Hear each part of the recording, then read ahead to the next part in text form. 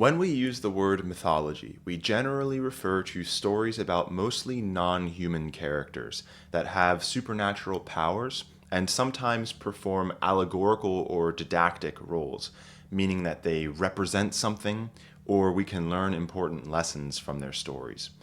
There is a bit of a spectrum, however, between myths that feature mostly or entirely supernatural characters, like giants, gods, and demons, and myths that prominently feature characters that, from a scholarly perspective, we can actually be relatively confident were real, human, flesh and blood, living, breathing, walking people. Most Indo-European mythology falls somewhere in the middle here, and we commonly get situations where characters that were probably once real people, like King Priam or King Arthur, interact with supernatural entities like gods and wizards. A classic example of this phenomenon is in Beowulf, where the poet will tell us about Heloc's failed raid in Frisia, which actually happened, in the same breath as a description of the dragon which supposedly comes to attack the Yats 50 years later. Real historical events get passed down and mythologically embellished by their storytellers, and then we wind up with things like the Iliad, the Morte Arthur, and Beowulf. In the poem we're going to be talking about today, we get 5 different stories, all at different points on this spectrum. Some of these are what I would describe as being completely mythological. Others I would describe as being much more on the historical side. Put together, they make up one of the most moving poems in the Old English poetic corpus. Stay tuned. This is the poem Deor, named for the poet who apparently composed it. The structure is essentially 6 allusions of varying length to 5 separate myths, with a repeating refrain after each allusion. Some of these allusions give us a lot of information, others we have to do some serious work to attempt to reconstruct the knowledge that the average audience member seems to have had. That is, this poem was clearly not meant to tell these stories, just to remind the audience of what they already knew about them. We see this in art all the time. A good example might be the beginning of Dante's Paradiso, where he invokes Apollo to draw the word out of him like he drew Marsyas out of his skin. Dante has no intentions of telling us who Apollo is or what happened between him and Marsyas, but instead he assumes we know the story and references it for the reaction that the allusion will cause for the reader. That's what the Deor poet is doing here, and it makes tough scholarship but really beautiful art. We'll start with the first allusion, which is one of the easier and more interesting ones. Wayland himbe warman frakkas kunnode, anhudi ero, arvodu drach. Havde him to je sithe sorgeon longoth, winter chaude vrake. Wan oft on fond, sithan hina nith had on nida lede, swankre sinubenda on seldran mon. Thas overreude, thesis swa mai. This is an allusion to one of the most well-known figures in Germanic mythology, the smith Wayland. We have a whole story about Wayland in Old Norse, called the Wólundarkvíða, and another account of him in the Old Norwegian Theodoric Saga of Bern in the section called Wayland's Smiths. These accounts don't entirely agree with each other, but the general outline of what they do agree upon is the same story that we get here. The great smith Wayland comes to work for the evil, greedy king Nithhad. In an attempt to control Wayland's value as a smith, Nithhad hamstrings him, leaving him permanently crippled and trapped. You might take note of this peculiar last line, Thas overreude, thesis swa mai, that passed away, so can this. It's one of the only examples of a refrain in Old English verse, and it constitutes the main thrust of the poem. This thing I'm discussing is horrible, but look, it passed.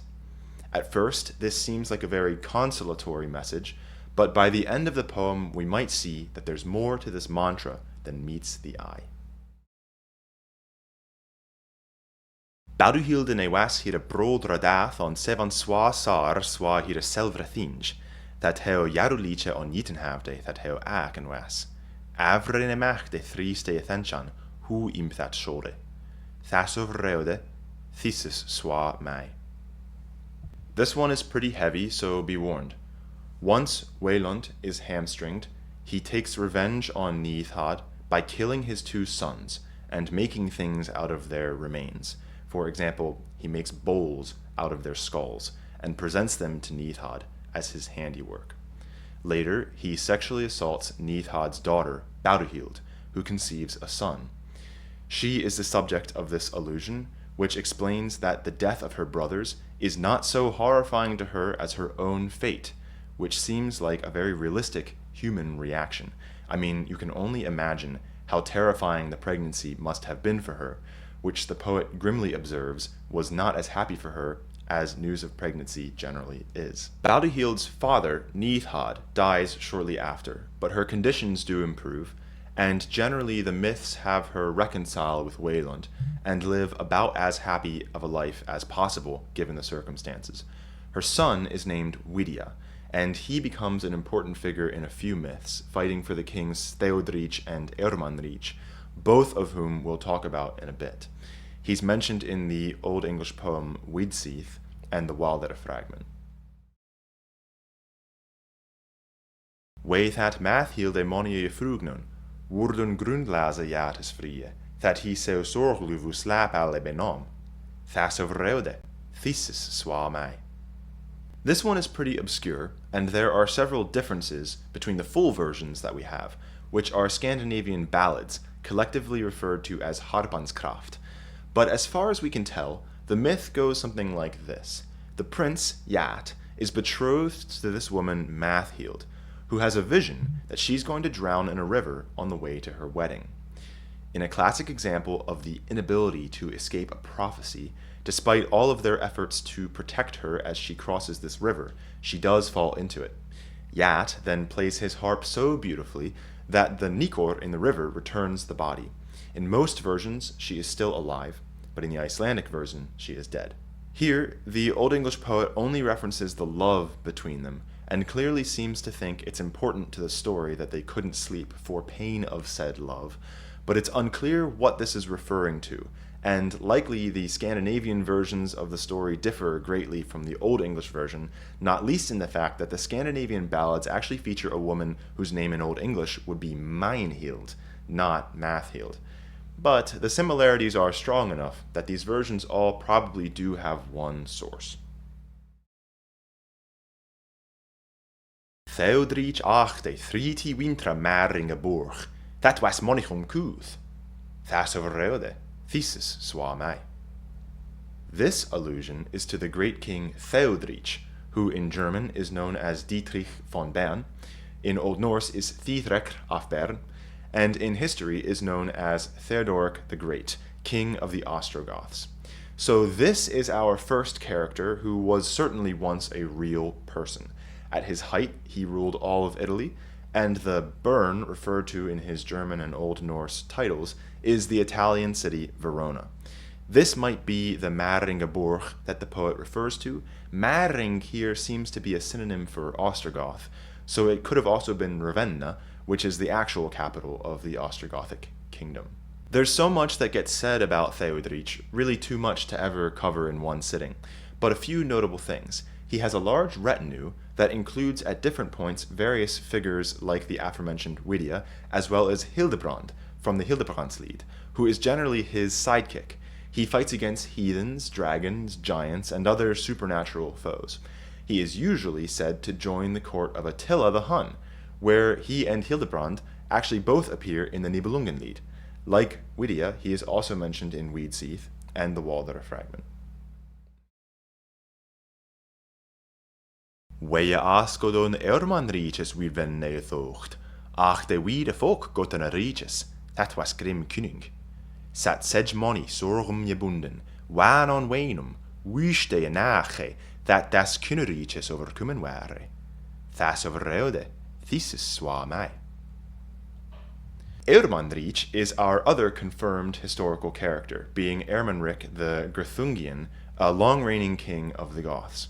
He has a horrible reputation in the Germanic myths and legends, being described as an incredibly cruel king and often serving as the antagonist to characters like Theodoric. In Wydseath, we're told of the great warriors who fight in the retinue of King Ermanaric. including Widia, who has at this point betrayed Theodoric to join said retinue, as well as Hama, who at one point steals a necklace from Ermanaric and flees. This necklace somehow passes to Walchtheo, who gives it to Beowulf, who gives it to Hughlach, who is wearing it when he dies in Frisia. Siteth sorgchari, salum bedaled, on sevan swergeth, selvum thincheth that see endelas arvothadal, mai thonne ythenchan that yond thas wereld weeti druchten wendath yenache, lemonichum arre shawath, we sleekne blad, summum wanadal. So here, the poet takes a minute to talk about fortune. This theme is really common in Old English poetry and philosophy, and you can find similar sentiments expressed in The Wanderer, in Beowulf, in King Alfred's version of the Consolation of Philosophy, and all sorts of places. The early medieval English were no more monolithic than any other people in history, but it really does seem like their intellectual class was constantly obsessed with the concept of fortune and providence, and the fact that people seem to have good things and bad things given and taken away from them indiscriminately. From a theological perspective, this can sometimes be seen as a puzzle to solve, and that's the real thrust behind works like the Consolation. But in poetry, it's often just a theme to be contemplated, and that's what's happening here. Artistically, this excursus serves not just as an invitation to contemplate the stories you've just heard, and the underlying question of disparate fortunes and hardships, but also to prepare you for the poet's big reveal and the pièce de résistance. And if you are one of those people that hate the Normans and don't want me using French in this video, the way to say that in Old English would be "se heviros dal," which means the most important part. That each be me selvum said John Wille, that each wheele was heriningashop, druchne dire, me was Deor noma. Ach, de each felle wintra vogels tielne, hold ne lavord, och that heurende nu leoth crafty mon, londricht je thach, that me erlach leo ari salde. Thas overrode, thesis swa mij. So here the eponymous poet not only introduces himself as Deor, but adds his own story to the list of allusions. He seems to have been once the court poet to a king named Hedin, but due to circumstances that are unknown to us, he is kicked out of court and replaced by the poet Heorrenda. We don't get this story told elsewhere, but we do have full accounts of what happens next. Details differ across cultures, but generally, King Hedin wants to marry the daughter of Hagen, who is the right-hand man of King Gunther. He betrays Siegfried in the Nibelungenlied, and he fights Walter of Aquitaine in the Waltharius.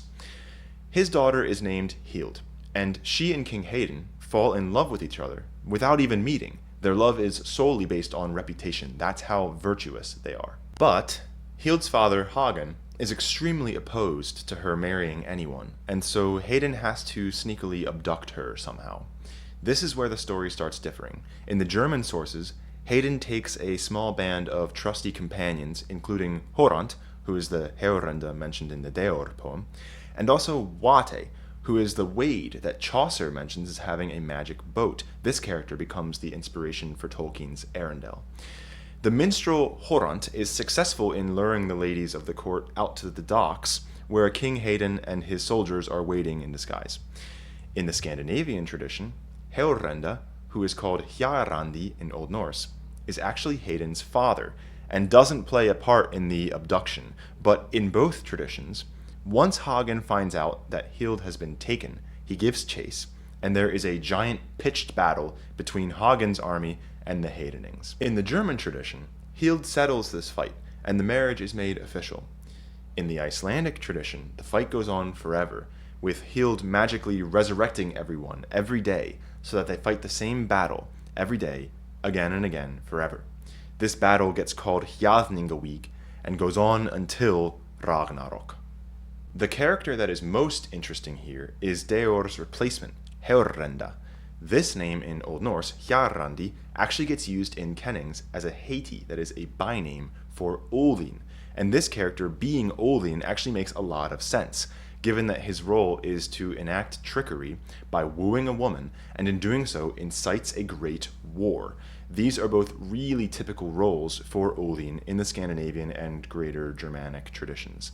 The name Heorrenda and its counterparts in the other Germanic languages seems to come from the same root as the word for a hinge, that is something that turns or sways or pivots. So literal translations of the word Heorrenda might be something like the turner or the shifter, which would both fit Odin pretty well. My friend Conrad Rosenberg, who runs a Substack on this stuff, that I'll have linked in the description, suggested that it might be something like the swayer, referring to hanging from a tree, which would fit Odin perfectly. So it seems like here what an early version of the myth may have been, and here I'll use all Old English names. Woden comes to Hayden's court disguised as a minstrel, and he displaces Deor as the court poet, perhaps in some sort of battle of wits, which Woden arriving as a disguised guest and participating in battles of wits is a really common trope, so that would make total sense. His motive is to incite the Hjaðningavíg, and that is probably the most important part to most storytellers, but here the Deor poet focuses on the Deor character to give us an example of fortunes changing for the worse. Here then, when we get the final refrain, Thas of Reode, thesis swa mai, it's not telling us that something bad has passed away. It's telling us that something good has passed away, namely the golden period in which Deor happily enjoyed a position in the court. His days of mirth and comfort are over. Yours can end too. As I said earlier, this poem often gets interpreted as a poem of consolation, and it may be that the poet intentionally leads us to believe that that's what his intent is until the end, when he reveals that just as bad things die, so too the good, and the only constant is that all things in this mortal world fade away. It's a really beautiful meditation on the transience of life and the inevitable press of time, decay, and death. I will leave you on that cheerful note. If you liked this video, be sure to check out the rest of the channel, kindly consider subscribing or becoming a supporter on Patreon, and until next time, Farathie Yesunde.